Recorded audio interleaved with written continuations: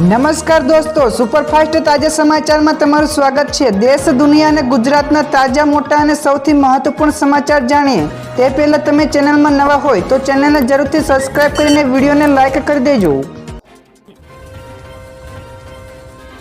સૌથી પહેલા દોસ્તો આપણે વાત કરીએ તો વાવાઝોડાના કારણે શાળા અને કોલેજો બંધ, તો વરસાદનું પણ ભારે એલર્ટ છે। તો ફેંગલ નામના વાવાઝોડાના કારણે તમિલનાડુના ઘણા બધા જિલ્લાઓમાં શાળાઓ અને કોલેજોમાં રજા જાહેર કરી દેવામાં આવી છે। તો IMD અનુસાર વાવાઝોડાના કારણે તમિલનાડુ અને પોંડિચેરીમાં 29 અને 30 નવેમ્બર તેમજ આંધ્રપ્રદેશમાં 30 અને 1 તારીખ સુધી ભારે વરસાદની સંભાવનાઓ છે।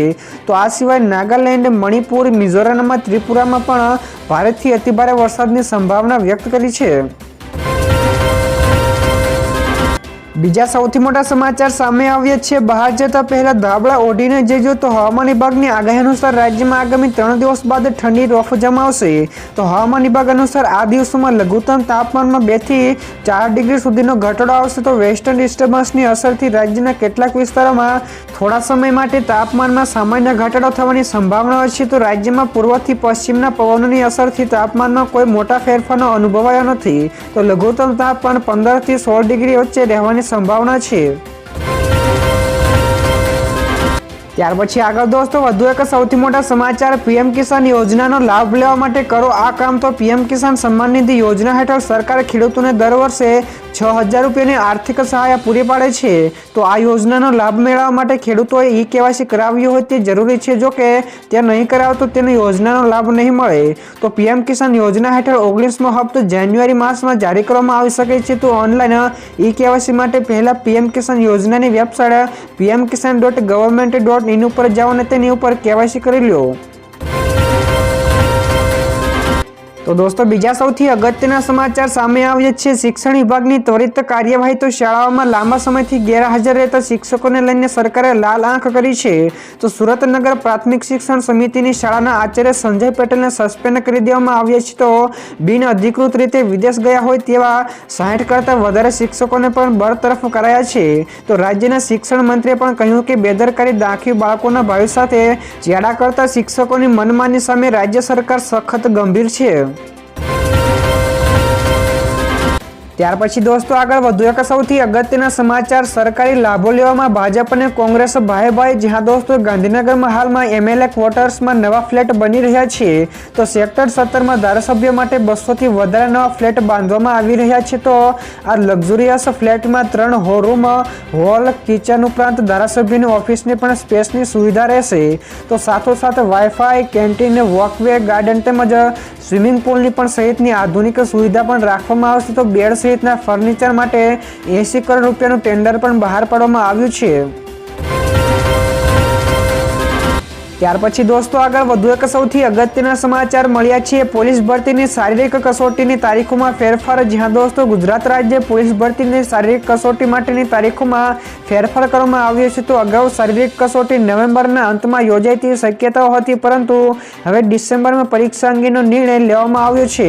તો ડિસેમ્બરની શરૂઆતમાં જ ઉમેદવારો માટેનું નવું શેડ્યુલ પણ અમલમાં મૂકવામાં આવશે। તો યુવાનો અમદાવાદ, ગાંધીનગર સહિતની જ્યાં ગ્રાઉન્ડની વ્યવસ્થા છે ત્યાં દોડવાની પ્રેક્ટિસ કરી રહ્યા છે। તો દોસ્તો ફટાફટ આગળના બીજા સમાચારની વાત કરવામાં આવે તો 3500 કિલોમીટરની રેન્જની મિસાઇલનું પરીક્ષણ કર્યું। જ્યાં દોસ્તો ભારતીય નૌકાસેનાએ ગઈકાલે KFOR બેલિસ્ટિક મિસાઇલનું સફળ પરીક્ષણ કર્યું છે। તો આ પરીક્ષણ પરમાણુ સબમરીન અરિહંતથી કરવામાં આવ્યું હતું। તો અરિહંત એ INS અરિહંતનું અપગ્રેડેડ વર્ઝન છે। તો આ મિસાઇલ ભારતીય સંરક્ષણ સંશોધન અને વિકાસ સંગઠન એટલે કે DRDO દ્વારા તૈયાર કરવામાં આવી છે, જેના સફળ પરીક્ષણથી ભારતીય સૈન્યના તાકાતમાં વધારો થયો છે। તો અરિહંતની સરખામણીમાં અરિહંત એ 3500 કિલોમીટરની રેન્જ સાથે KFOR મિસાઇલથી સજ્જ રહેશે। ત્યાર પછી દોસ્તો આગળ વધુ એક સૌથી મહત્વપૂર્ણ સમાચાર સામે આવ્યા છે। NTPC 4 લાખ કરોડનું કરશે રોકાણ। જ્યાં દોસ્તો સરકારી કંપની NTPC આવનારા સમયમાં મોટું રોકાણ કરવાની યોજના બનાવી રહી છે। તો કંપની ન્યુક્લિયર એનર્જીમાં ₹4 લાખ કરોડનું રોકાણ કરવાની યોજના ધરાવે છે। તો ન્યુક્લિયર એનર્જીમાં આ કામ તેની subsidiary company NTPC green energy કરશે। તો આ કારણે આવનારા સમયમાં કંપનીના શેરોમાં જોરદાર વધારો પણ જોવા મળી શકે છે। તો કંપની 2047 સુધીમાં સ્વચ્છ ઉર્જા પોર્ટફોલિયોમાં પણ મોટો હિસ્સો મેળવવા માંગે છે। ત્યારબાદ દોસ્તો આ સિવાયના બીજા સમાચારની ઝડપથી વાત કરવામાં આવે તો બાબા વેંગાની ડરામણી ભવિષ્યવાણી, જ્યાં દોસ્તો બાબા વેંગા અનુસાર પૃથ્વીનો અંત 2025માં શરૂ થઈ શકે છે. તો તેમણે કહ્યું કે આ વર્ષે યુરોપમાં એક મોટું અને વિનાશક યુદ્ધ પણ થઈ શકે છે, જેના કારણે સમગ્ર યુરોપમાં પણ તબાહી મચી શકે છે અને લાખો લોકોના પણ મોત થઈ શકે છે. તો આ સાથે જ યુરોપની અર્થવ્યવસ્થા અને સમાજને પણ ભારે અસર થશે. તો બાબા વેંગાએ કહ્યું કે રશિયાના રાષ્ટ્રપતિ વ્લાદિમીર પુતિન વિશે પણ કહ્યું કે તેમની શક્તિ પણ વધશે અને રશિયાનું ગૌરવ પણ એકબંધ રહેશે.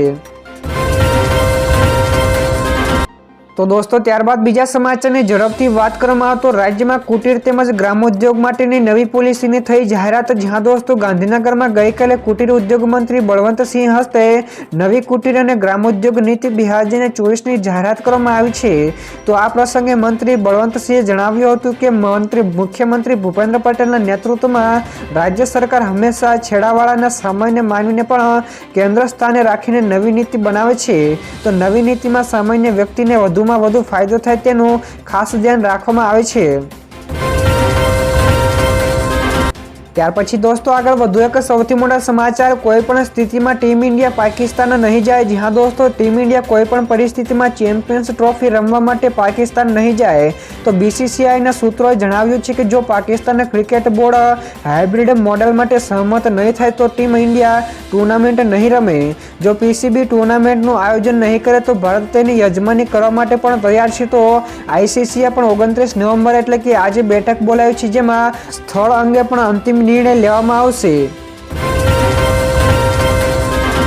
તો દોસ્તો બીજા સૌથી અગત્યના સમાચાર સામે આવ્યા છે. આઈઆઈટી કાનપુરે વિકસાવ્યું અદ્રશ્ય થતું ફેબ્રિક, જ્યાં દોસ્તો ઇન્ડિયન ઇન્સ્ટિટ્યૂટ ઓફ એન્જિનિયરિંગ એટલે કે આઈઆઈટી કાનપુર એક એવું કાપડ બનાવ્યું છે જેની પાછળ એક પણ સૈનિક અથવા તો અન્ય કોઈ પણ સામગ્રી દેખાતી નથી. એટલે કે જો કે ભારતીય સેના માટે આ સુપર સામગ્રીનો ઉપયોગ કરવાનું શરૂ કરે તો આપણા સૈનિકો મિસ્ટર ઇન્ડિયા બનશે.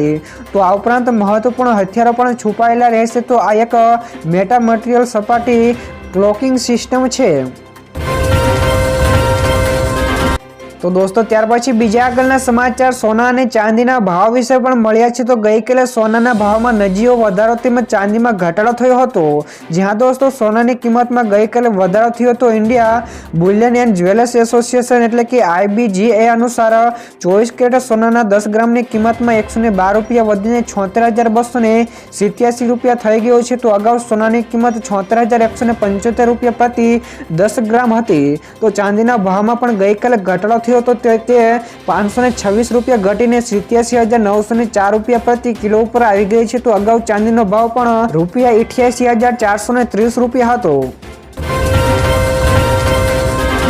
તો દોસ્તો ત્યાર પછી બીજા સૌથી મોટા સમાચાર સામે આવ્યા છે. ગુજરાતના 139 જેટલા માછીમારો પાકિસ્તાનની જેલમાં બંધ છે. જ્યાં દોસ્તો ગુજરાત કોંગ્રેસ નેતા શક્તિસિંહ ગોહિલે ગઈકાલે રાજ્યસભામાં સરકારને પૂછ્યું હતું કે ગુજરાતના કેટલાક માછીમારો પાકિસ્તાનની કેદમાં બંધ છે. તો જેના જવાબમાં સરકારે લેખિતમાં સ્વીકાર્યું છે કે 1 જુલાઈ 2024ની જે યાદી પ્રાપ્ત થઈ છે તે પ્રમાણે ભારતના કુલ 211 માછીમારો પાકિસ્તાનની કેદમાં છે. તો અને એમાંથી 139 જેટલા ગુજરાતના માછીમારો છે.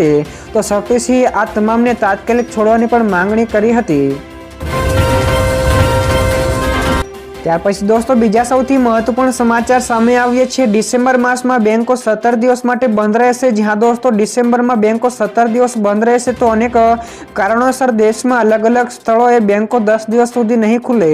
તો આ સિવાય 5 રવિવાર અને 2 શનિવાર પણ બેંકો બંધ રહેશે. તો રવિવારથી મહિનો શરૂ થઈ રહ્યો છે, જ્યારે 25 ડિસેમ્બરે ક્રિસમસ પર મોટા ભાગની બેંકો બંધ રહેશે.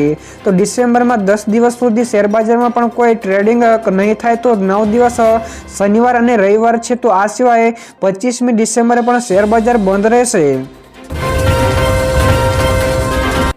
ત્યારબાદ દોસ્તો આ સિવાયના બીજા સમાચારની ફટાફટ વાત કરવામાં આવે તો મમતા બેનર્જીનું મોદી સરકારને સમર્થન. જ્યાં દોસ્તો મમતા બેનર્જીએ બાંગ્લાદેશના હિન્દુઓ વિરુદ્ધ હિંસાને ઇસ્કોનના ચન્મય કૃષ્ણદાસની ધરપકડ કરીને પ્રતિક્રિયા આપી છે.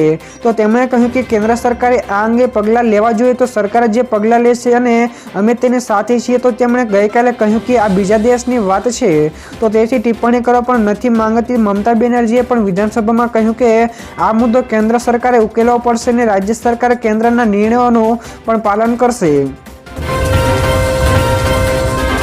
ત્યારબાદના દોસ્તો આગળ વધુ એક સૌથી મોટા સમાચાર 5.8ની તીવ્રતાનો આવ્યો ભૂકંપ. તો જમ્મુ અને કાશ્મીરના કેટલાક ભાગોમાં હળવા ભૂકંપનો આંચકાઓ અનુભવાયો હતો. તો નેશનલ સેન્ટર ફોર સિસ્મોલોજી અનુસાર અફઘાનિસ્તાનમાં 5.8ની તીવ્રતાનો ભૂકંપનો આંચકો આવ્યો હતો. તો ગઈકાલે સાંજે લગભગ 5 વાગ્યાની આસપાસ હળવો આંચકો આવતા ભારતના જમ્મુ અને કાશ્મીરમાં પણ તેની અસર જોવા મળી. તો યુએસ જીઓલોજીકલ સર્વે અનુસાર ભૂકંપનું કેન્દ્ર અફઘાનિસ્તાન અને તાજિકિસ્તાનના સરહદી વિસ્તારમાં હતું.